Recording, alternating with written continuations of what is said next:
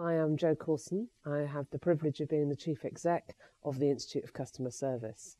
And at today's conference, what I was trying to really convey is what can we learn from different sectors. When Mark asked me to come, he said to me, you're going to talk about why they're so bad. Doesn't feel too good, does it really? I'm trying desperately to get you to... So what I'm going to try and do in my half-an-hour slot is a couple of things. Tell you a little bit about where the sector is, because you want to know that. Also how the sector is performing across Europe, which will give you a little bit of an insight.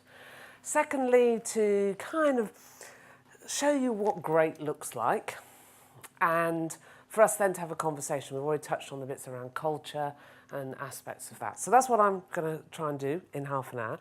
Those of you that may know me will know that I can talk for England on this subject, and I promise you that I will not. But I'm really keen to make sure you get something from this session. So, without further ado, who in the audience has heard of the Institute of Customer Service? A few of you? Okay, good. How many of you are members of the Institute?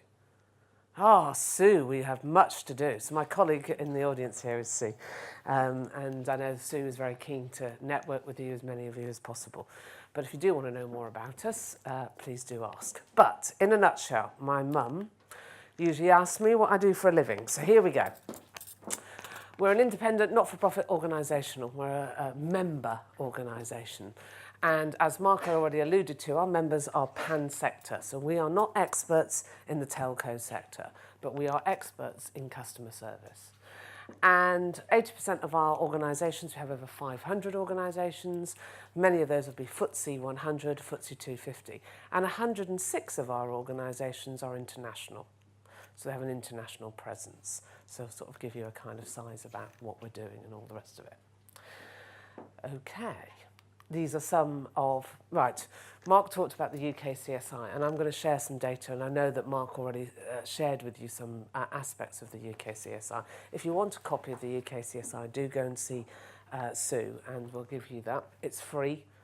I publish it every 6 months. It's on our website, but we can get you a link to that.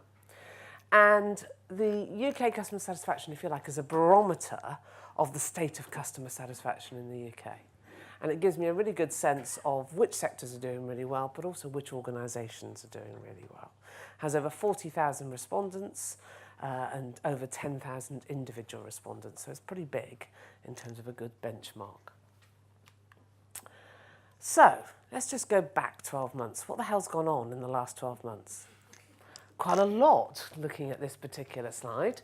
And whatever your political views are, I know that there was even more shock and horror this morning from our friend Mr. Trump. But if you think about, in the last 12 months, if I had put £1 on Brexit, on Donald Trump, and something called Leicester City, so I don't know how many of you are football fans, but I know nothing about football. But anyway, about them all actually getting those results, I'd be £15 million better off. So that's the odds of the external world that we are all now trying to actually face into. So the world has become hugely complex. In the UK, 80% of our GDP is services related, and 78% of our workforce work in customer-related roles. So for the UK to be able to compete internationally, which is what we need to do, services are really, really important driver of the UK economy. And much of the work that we do at the Institute is proving that return on investment of service. So this is not a pink and fluffy subject area. It's not something that we do to be nice. It is all about the experience, and it is all about actually being prosperous as an organisation, but also as UK PLC, and also as individuals. These are some of our members I've already touched on. And these are some of our actual telecommunications members. So, UK, this might surprise you, on average has the highest customer satisfaction. So we did a survey across the whole of Europe, across a certain number of different sectors. And the UK, with the exception of one particular sector, was #1 across all of those. Interesting, isn't that? Are people surprised by that? Yes or no? Yes, okay, right. Let's have a little look at the telco sector. You can have all my slides, so I have no issue at all with this. But this, if you look down here, telcos, The overall UK or European satisfaction sector was 68. In the UK, it was 72. But interestingly, as a sector, across Europe, as well as in the UK, it was the least well-performing sector. Yeah, so not only is it the least well-performing in the UK, it is across the whole of Europe, which is interesting, isn't it? In terms of looking at that benchmark. Because often we get very fixated with how am I performing as an individual in my sector.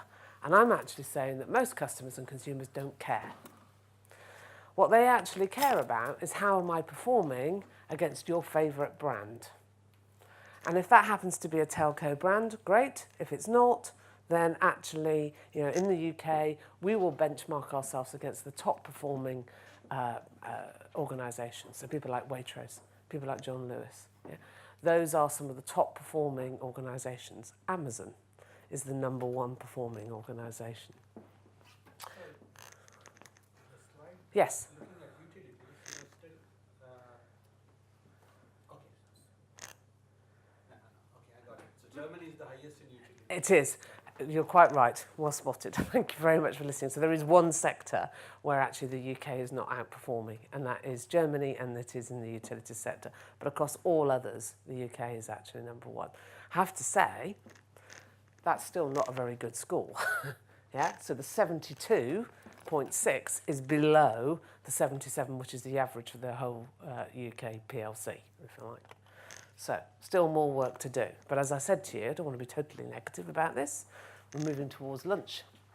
So, UK sector ranking. So this looks at the most, the performing sectors. And Mark, I think you've already shared this morning.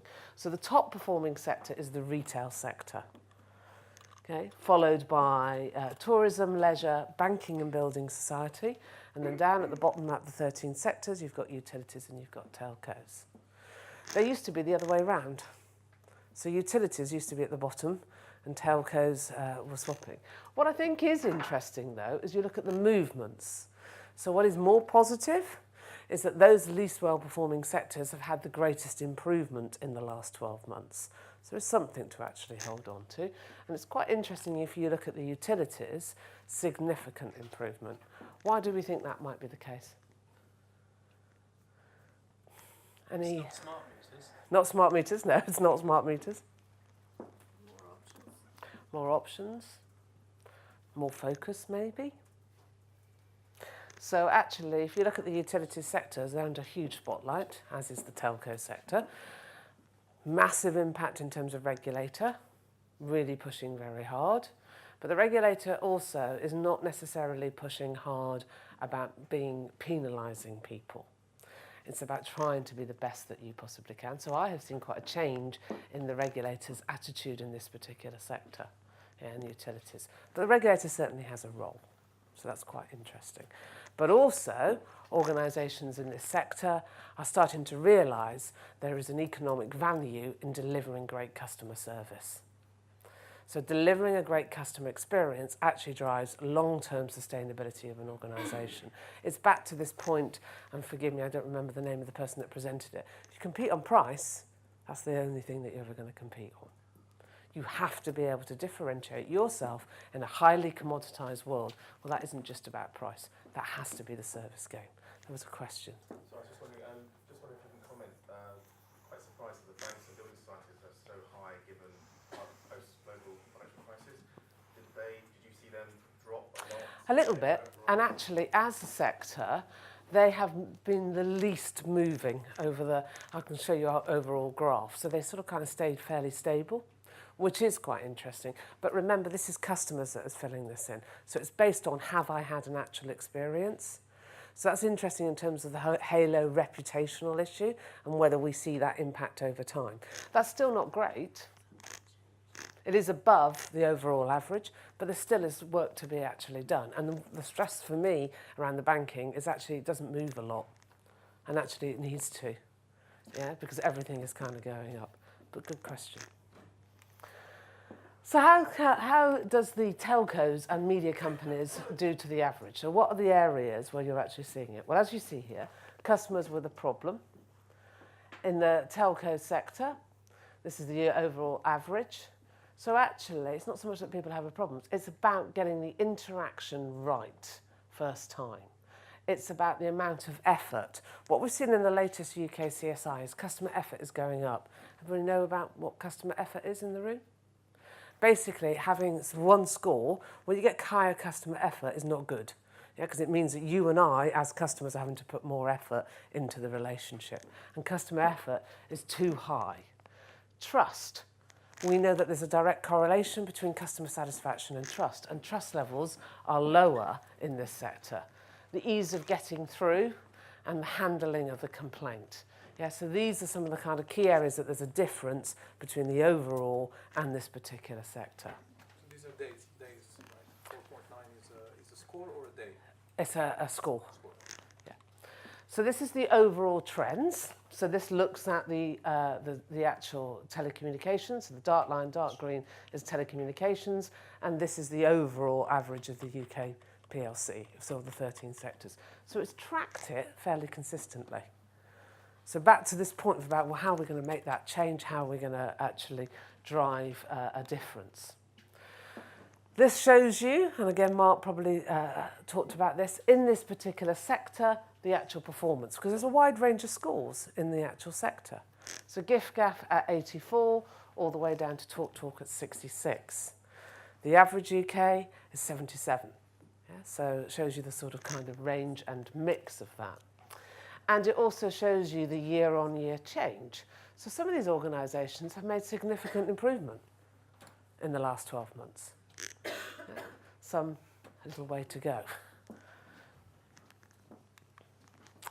Now let's have a look at the overall UK ranking in terms of actual organisations. So I've already said to you, normally I ask for audience participation at this point, but I've already given you a clue. Amazon is actually #1 in the UK and has a score of 87.3.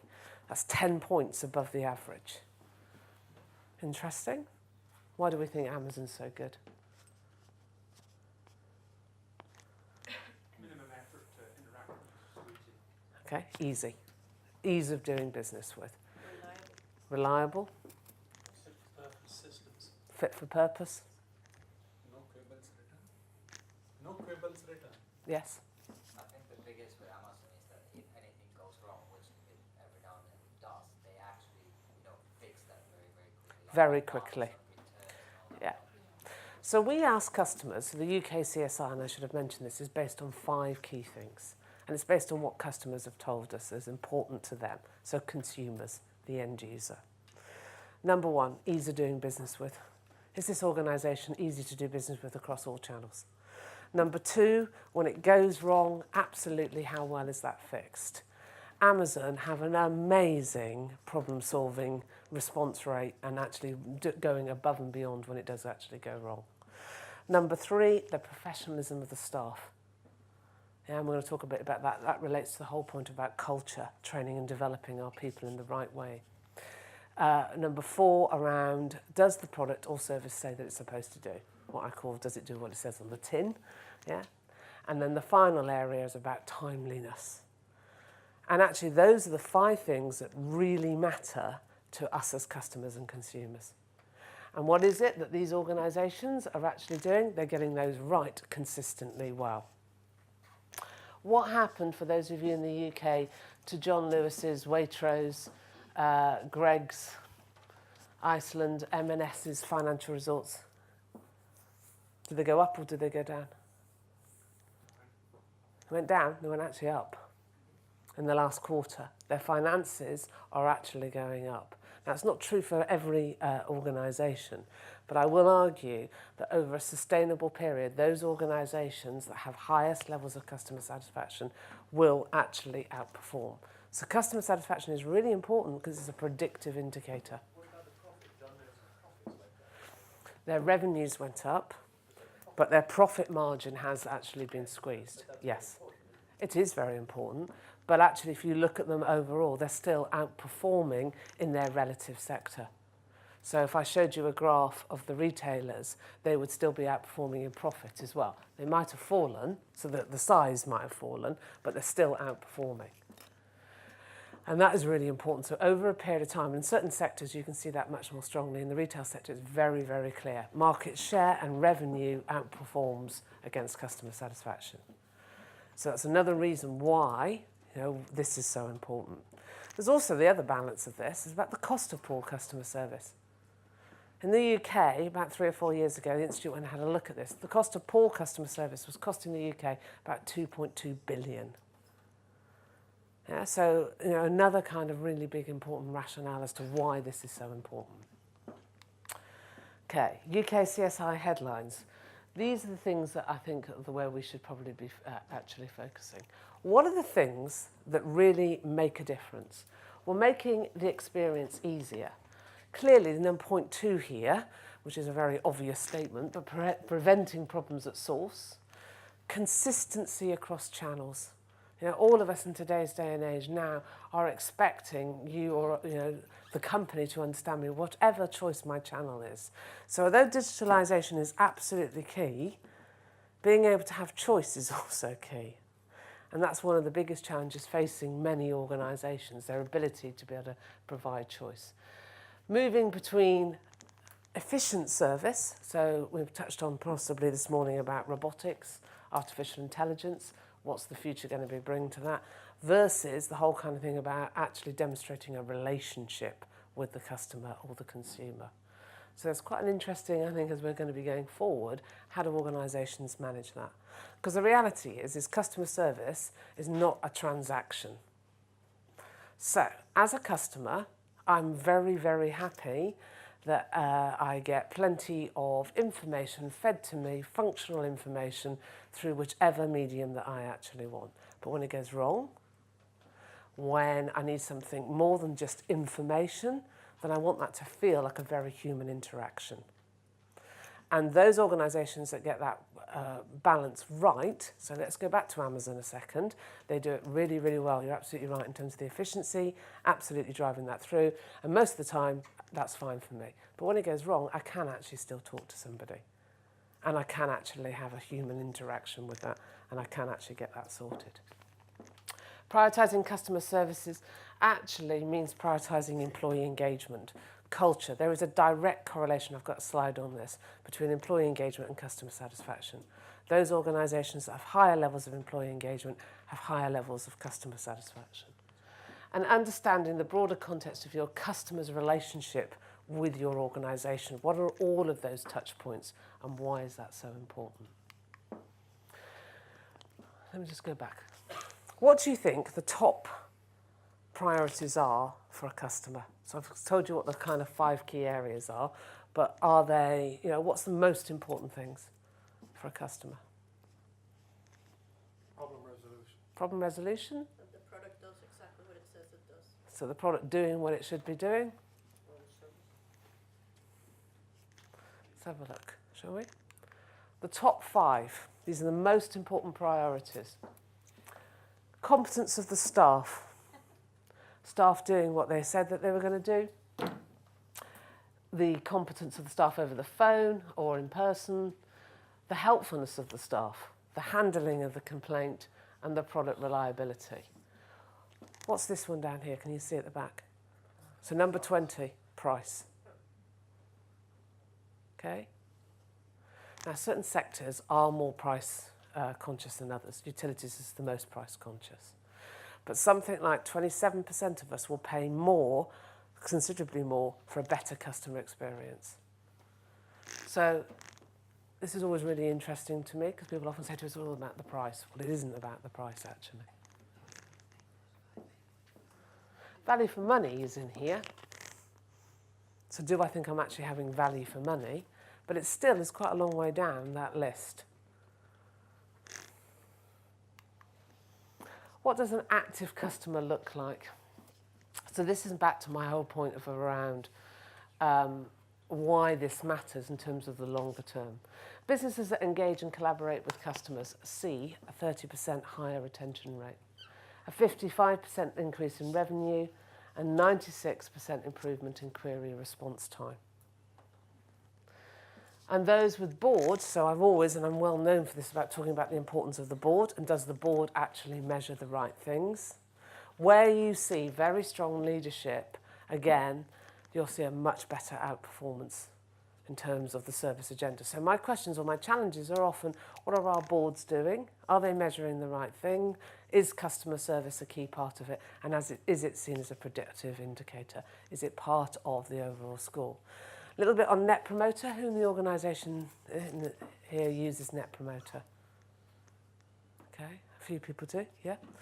There's lots of really good things about Net Promoter. What I'd also say, though, having a basket of measures around customer satisfaction actually enables you to measure a wider set of things. So, but measurement is really, really important in the boardroom. Impact of customer satisfaction on loyalty, recommendation and trust. Why is this so important? Well, we know that where organisations, and the most important bit here is this bit, 9 or 10 out of 10. Where organisations are doing exceptionally well, they are really differentiating themselves. So scoring 8s or 8.9 is not good enough anymore. And for me, the most important one here is this trust score.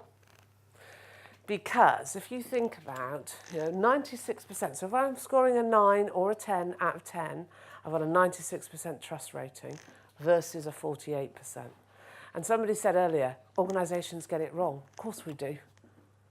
So having that trust in the tank, that ability to be able to really build that relationship and hold on to that is really, really important. Recommendation 91 versus 46 and 96 versus 66 in terms of loyalty. So for me, that's what's happened or what's changed, what makes a difference is it's not good enough to be okay. It's not good enough even to have a satisfaction rating of 77. What has changed, the game changer in the world that we're working is we have much greater expectations as customers and consumers, and those organisations that are performing at a higher level get the higher rewards. Top 50 organisations. So the Institute publishes the top 50. We don't publish because we want to name and shame, and that's why I don't publish the whole list. But I'm quite interested in learning from what is it that those organisations are doing well. Well, they do well in those 5 key areas. So the professionalism of their staff. Are their staff trained, developed, clear about what they're supposed to be doing? If there is a problem, it's not just about reporting on those problems, but what are we doing in terms of continuous learning from those problems? The speed of resolving the complaint is a major issue. Staff, competence of staff, and probably the culture is probably one of the most important things that an organisation can invest in. But it probably is one of the toughest, as we know, in terms of having consistency of performance and getting it right first time. I said about the link between employee engagement and customer satisfaction. A further piece of research that the Institute did was that we know, and we called it the customer knows, we know that for every 1 point increase in employee engagement, we get a 0.4 increase in customer satisfaction. So higher levels of employee engagement absolutely do drive higher levels of customer engagement. So finally, for me, what are the characteristics, if you like, of high-performing organisations? What is it that they are doing really, really well? Well, they absolutely focus on these kind of key areas. So having a real clear customer experience strategy and the leadership in the board, measuring the right things and committed to that. So one of the questions I would say is, how are we rewarding our people? Do we reward them on customer sat? Do we financially reward them on customer sat? Processes streamlined, joined up, yes, obvious, but the people one is probably one of the biggest ones in terms of being able to make that change. The link between delivering fast and efficient service, so all of the digitalisation, versus when do I actually step in and actually have empathetic help. Consistency across all channels. Insight, I don't know whether we've talked about this, but the use of, organisations say to me, we have big data. No, as organisations, we have a lot of data. Big data is completely different. Big data for me is about, actually the only people that have big data is you and I. And if I don't trust an organisation, that's why that trust score is really well, I don't give them my data. If I don't give you my data, you can't individualise the experience for me. Or worse still, you give me the wrong experience. So how many of you have Advantage cards, like Boots Advantage cards or something like that in the audience? Okay, I do too. I'm really a bit cranky. So I use my Boots card for everything, yeah? Except when I buy medicine. Because in the back of my head, I'm thinking at some point, this company's going to sell my data. And they're going to find out that there's something called Fisherman's Friends in the UK. Anyone know that? That I eat a huge amount of Fisherman's Friends. So I don't know what that actually tells you about me. But the point is that I trust that brand, but I'm still not giving them all of my kind of information and data. So trust is going to become an even bigger issue for organisations. It's not good enough, I guess, is what I'm saying. Why is the telco sector where it is? Because it needs to do more than just doing the basics. Yeah, so I expect us to be able to respond to me. I expect you to be able to understand me. Now what I want you to do is build a relationship with me and really kind of care about me. So employee engagement, absolutely critical. We've talked about the leadership. Insight is about personalisation. What can you gather about me and what does that data actually mean? Innovation and co-creation. This sounds really, really weird, but let's go to another kind of sector, the utilities sector. What's my vision for the utilities sector? Well, with smart metering, they're collecting huge amounts of data and information. My mum, I mentioned her right at the beginning, is really, really important to me. She lives on her own. She's a creature of habit. She gets up at 8 o'clock every morning, she has 3 cups of tea and the heating comes on. What happens when that doesn't happen one morning? My future world is that I get a text, an email or whatever from that company going, just to alert you, normal activities haven't gone on at number 9. But don't worry about it because the neighbour across the road has popped in and they're going to be in touch with you. Nothing to do with energy, but loads to do with how they're managing that relationship with me. What was really interesting, when I told my mum that, she said, you'll do no such thing. If I want to have a lie-in, I shall be having a lie-in, and I don't want anyone snooping on me. But you get the point of around actually thinking about what is it that you are delivering and what is it that's making that difference, and about building those relationships.